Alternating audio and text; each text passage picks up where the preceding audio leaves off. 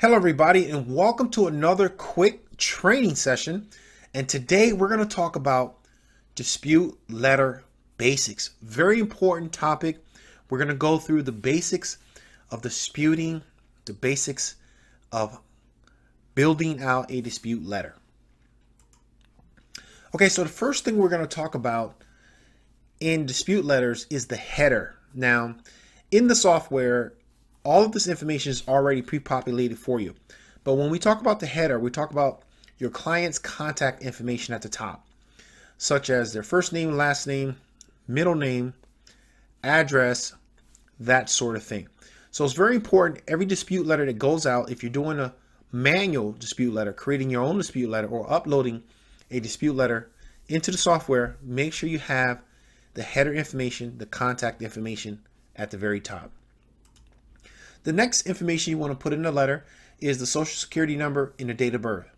Not a partial social security number or not the last four digits of the social security number, but the full social security number and your client's date of birth. So the next thing you want to put is the date. You always want to make sure you put the date in the letter and make sure it's the date that you're sending the letter out.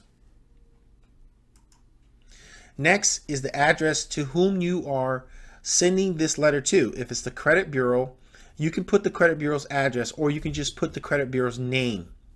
If it's a creditor or collector, again, you can put their name and their address, or just their name. That's totally up to you. It really doesn't make a difference. Now let's talk about the body of the entire dispute letter. Okay, so the first thing we want to talk about is partial account numbers. So when you're looking at a credit report, you will notice that you only see partial account numbers. That's okay. That's done on purpose for security purposes. Now, the credit bureaus are marking out these numbers and making them partial. So you can include the partial numbers inside of your dispute, along with the name of the creditor when you're performing your first dispute. So if you see a partial number, don't go crazy because that's just the way it is. Make sure you include the partial number along with the name of the particular creditor that you're challenging. Changing your dispute reason. One of the reasons why you want to change your dispute reason with every dispute is because you have to give the credit bureau a new reason to investigate. You can't use the same dispute reason for every dispute, or they will mark your disputes as frivolous. So every time you dispute an item on your first round, your second round, your third round, your fourth round, your fifth round, always change the dispute reason. When you change the dispute reason, that's new and relevant information. The credit bureaus by law have to investigate when you change the reasoning of your dispute. Tell the credit bureaus what to do. Don't just put a general dispute reason. Tell them what you want them to do. Tell them to fix it, update it, change it, delete it, whatever it is you want them to do. Tell them what to do. Tell them to fix it, correct it, update it, delete it, change it, and mail you an updated credit report back. Poor writing and grammar. Now let me explain this to you, this concept, okay? You got to remember something.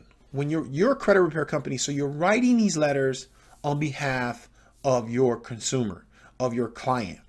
The credit bureau has to know that these letters are not coming from you. So most consumers are not perfect at grammar. Most consumers are not perfect at writing.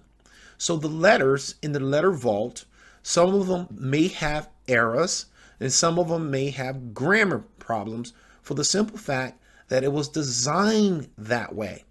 It's not an issue on our side, but it was designed so the letters can appear like they're coming from a real consumer. And remember, a lot of people can't write well, and a lot of people do not have good grammar or spelling strategies or skills. So don't expect every letter to come out is perfect, and you don't want that. You don't want perfect letters. You want letters with misspellings. You want letter with grammar problems. So as a credit repair company, you have to have letters like that. Misspelled words. You want to misspell some of the words. Okay, not all of the words, but you want to misspell some of them. Okay, because that's how normal people write. Okay, they misspell words. People misspell words all of the time. So you don't want your dispute letters to be perfect because no one writes perfect.